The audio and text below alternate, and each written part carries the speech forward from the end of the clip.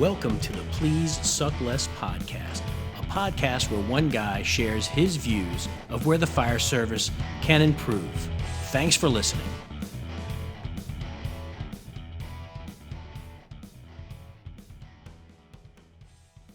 So I want to talk about the new people that are getting hired.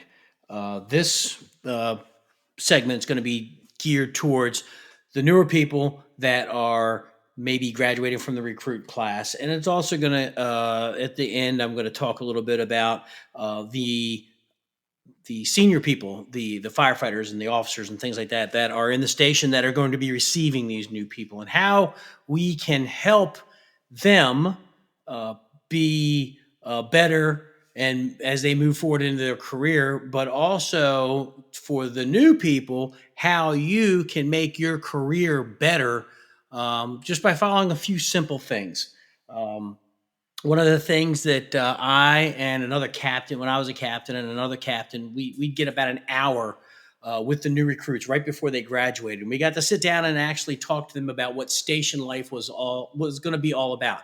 Everything they learned in the academy, they learned how to pull lines and things like that. But we wanted to tell them what station life was going to be about because we wanted them to be prepared so they understood what it's like to be in the firehouse, running calls and things like that.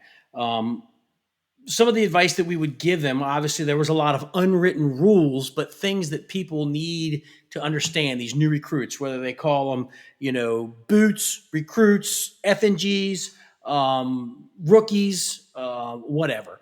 You need to understand what your role is and what your place is in the fire service. Understand that you have become part of the brother and the sisterhood of probably, I would say, hands down the best job in the world. But there are things that you need to understand as a new person that you arrive in the station in a specific pecking order on the totem pole. They'd say, oh, you're lower than whale shit, and rookie should be seen and not heard. To an extent, that's true. What I like to say is, and I did not coin this phrase, this is what I've heard, you've got 2 ears, 1 mouth. And what that means is that you need to be listening twice as much as you talk. Some rookies, when they come in, the newer generation that come in, they have a lot of questions. They want to know the why, and that's perfectly fine. But they also need to understand there is a line that when it's time to shut the fuck up, you shut up and you listen. There's a lot of things that you don't learn in the training academy that you will learn on the job. First and foremost, what time do you get to work? If you're on shift work or day work and your shift starts at 7 a.m. or whatever, if you're coming in for night work and your shift starts at 7 p.m., whatever that time is, you best have your ass in the station at least an hour before that shift starts. Period. End of story. The old saying, if you're on time, you're late, is never more true than in the fire service. You have to take into consideration, if you're coming in for a 24-hour shift, you're relieving somebody that's been there for 24 hours. Perhaps they've been on the ambulance. They've taken an ass whipping all night long, didn't get any sleep. By you coming in at least an hour early, get your gear, relieve that person on the ambulance, that's going to pay dividends down the road. That is going to, in their eyes, see that you care about them and understand that they have been running calls all night. They're tired. Maybe they got to get home. Childcare issues. The wife's leaving to go to work. They're coming home. They've got kids. Maybe they got a second job. You need to be at work an hour before, a minimum hour before that shift starts. When I started as a rookie, I was at work an hour and a half before shift started, and I carried that to the day that I retired 34 years later. I got to work an hour and a half because I wanted to relieve that person because I knew stations that I was assigned to were busy stations. They'd been up all night. So it's a courtesy. One of the other things that you need to understand is that you need to make sure that you offer to help with dinner. These new people that are coming in, they may have never even made a peanut butter and jelly sandwich in their life. What I can tell you right now, you better learn how to cook. And if you don't know how to cook, you help the person that is cooking and you watch what they do and you learn how to cook. And we're going to talk about this a little bit later in this podcast about what that means. So you need to the last thing you need to be doing is sitting on your ass. If dinner is being made, you need to be in the kitchen figuring out what it is that you can do to help, whether it's setting the table, peeling potatoes, or whatever. But your ass needs to be in the kitchen. You need to learn how to help with dinner. Um, Wash the dishes. There's a company in the Bronx that I had the pleasure of going to. One of my friends works there. One of my late friends died in Afghanistan. He worked there. That sink belonged to the rookie, to the point where they made them take a Sharpie and write their name on the sink, because that sink belonged to them. If there was a dish in that sink, whether they made it dirty or not, that dish got washed by that rookie. Period. End of story. That's what you do. You wash the dishes. There should never be a pile of dishes in the sink. If you come in the morning and there's dishes in the sink, wash them. If there's dishes in the dishwasher and they're clean, empty the dishwasher, put them away. If there's work to be done, you should be doing it.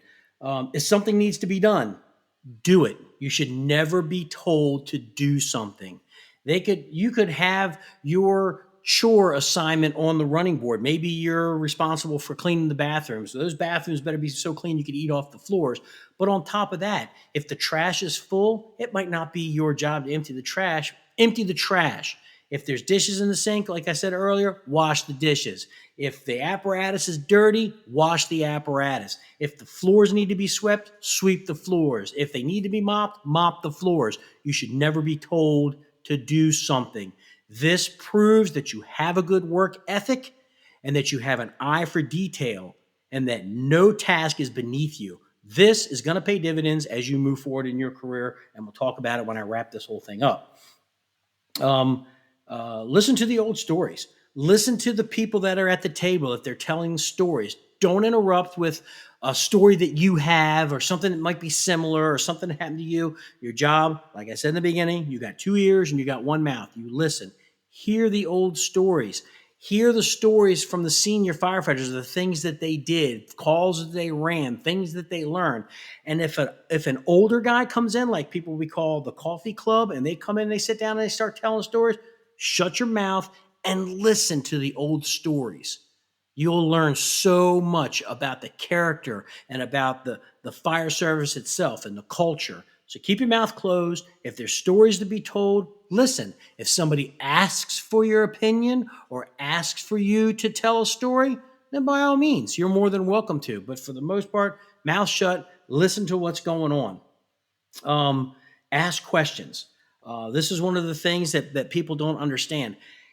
We want you to ask questions if you don't know something. The last thing we want you to do is to try to figure it out on your own without having a way to figure it out on your own. Yes, we do want you to have a little bit of latitude to figure things out, but if you're not sure how something works, ask. Ask the question. The old saying, there's no such thing as a stupid question, that is true. Now, what I say to people is if you're constantly asking the same questions, I'm going to think something's wrong with you. But for the most part, if you have a question, ask in a respectful way. Actually, as you get time there as a rookie in your station, you're going to know who you can ask, who's going to give you a good answer, who's going to set you up for success. But if you have a question, ask. It's the only way that you're going to learn. Again, we talked about making dinner. Here's where we come about learning how to cook. In my department, the job of the rookie when he came off probation, his sole mission was to make dinner for the shift.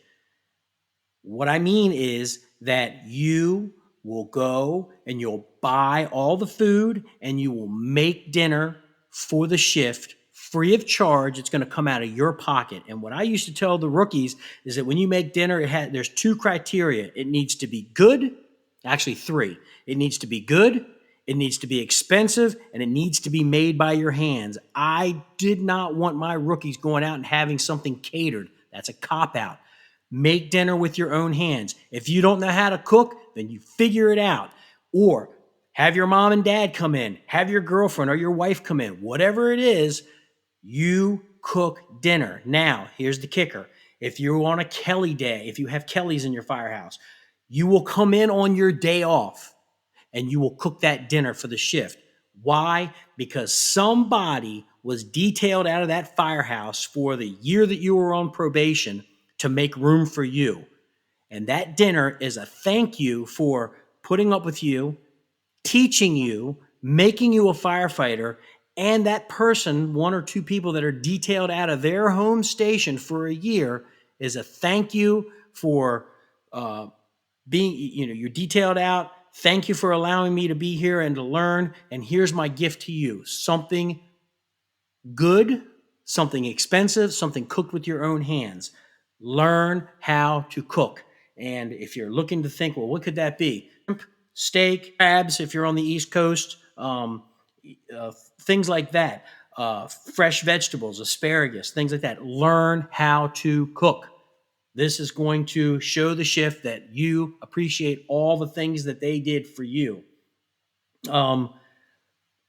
One of the last things that I want to close with when I'm talking to the rookies, what I would tell them is whatever you do in the first year of your career will define who you are for the next 20 to 30 years. And what I mean is, if you are a bag of turds when you're on probation, no matter what you do for the remainder of your career, you are going to be labeled a bag of turds. If you don't believe me, test it, because the last thing you want to do is to have that label hanging around your neck that you're a shitbag. Nobody's going to respect you. Nobody's going to give you the time of day. But if you do all the things that I said, you're jumping up, you're helping out, you're taking care of things that need to be taken care of, you're never told to do something, that's going to pay off when you come off probation and you may get ended up transferred out of that house. The first thing that the people that are in your new station are going to ask that captain is, how is firefighter so-and-so? You want that captain to say, that dude was aces. He's great. We're sorry to lose him.